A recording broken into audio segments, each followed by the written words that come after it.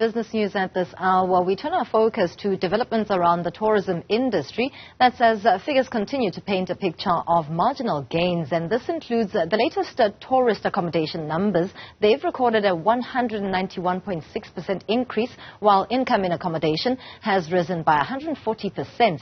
Meanwhile, tourism and migration numbers saw a jump to over 2 million travelers, including foreign arrivals that increased to more than 7,000.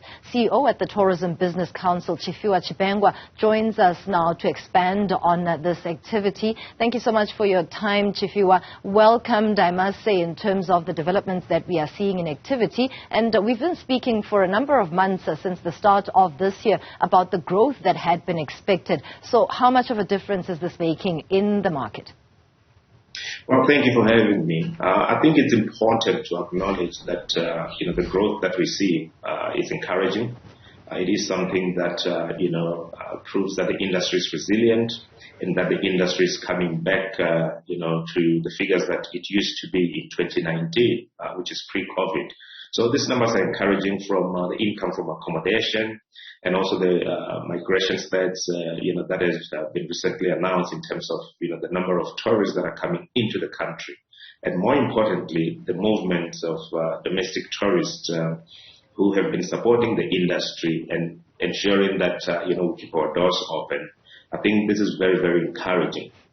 However, I need to also emphasize that these numbers are within a context.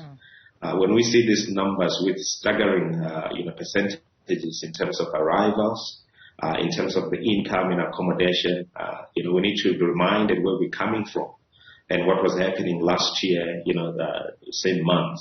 In July last year, things were different to this year, and the industry wasn't fully open then.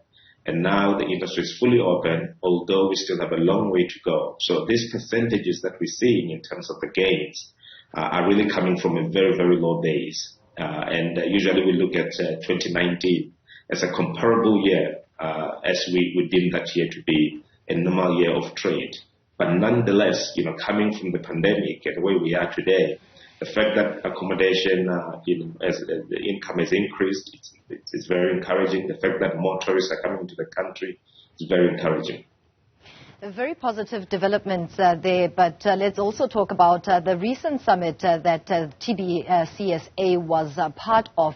What was high on the agenda, particularly for a South African selling point to travelers at an international scale, seeing as we had the 2 years of COVID-19 and the restrictions that meant that overseas visitors were not coming to South Africa? Well, what was central in our discussion is, number one, how do we work together between the public sector and the private sector to ensure that these numbers that we're seeing improves, and to ensure that when we go to the international markets and when we market ourselves and compete with other countries, regions, cities, and whatnot, we compete in a way that will attract as many tourists as possible into South Africa.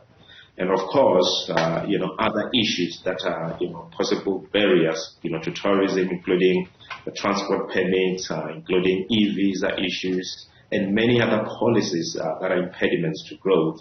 So those were the three things that we needed to discuss and needed to ventilate and flesh out to make sure that, we come up with solutions. And, what we have discussed within the conference, continues, because we need to put action behind, those type of discussions. So we are now at an action phase where we need to find solution, and we need to do so urgently to make sure that the numbers that we're seeing increase. So when we see these numbers, as an example, as I've said, you will see that, the U.S. market is the one that's leading in terms of, sending more people into South Africa. Still, as much as we have big numbers coming from the U.S. or North America, we are still behind the 2019 figures. The same applies in Europe. As much as we're seeing these figures compared to 2021, we're still far behind to the figures that we used to receive, in South Africa. As an example, we get 66,000, that came from Europe, compared to over 100,000 for the same month in 2019. So we still have a way to go, and we still have to craft our message in a way that we can attract tourists that are there. We do know that internationally, many people have been staying at home. The rent has favored them. They have been saving money. So there is hunger out there to travel. The question is, how do our proposition attract those that want to travel the direction, of South Africa? So there's a lot of, pieces that we need to put together, including airlift strategy. How do we get more airlines to fly into South Africa? How do we make sure that it's easy for those that still need to apply for their visas to do so? We still have the, West African market. That's very, very important to us. It still needs to improve in terms of the, access when it comes to getting those people visas and the introduction of e-visas, for those that want to travel. So our discussions surrounded that. How do we improve the numbers? How do we, achieve the new target that we have set, which is 15.6 million tourists by 2030, and therefore creating employment? So that's key and main in our discussions. And an impediment to all that, Tshifhiwa, currently remains load shedding. And in the tourism sector, I can only imagine that operators are now seeking alternative energy models. Talk to us about that particular challenge. Well, this challenge has been with us for quite a number of years, and it's a big challenge for us.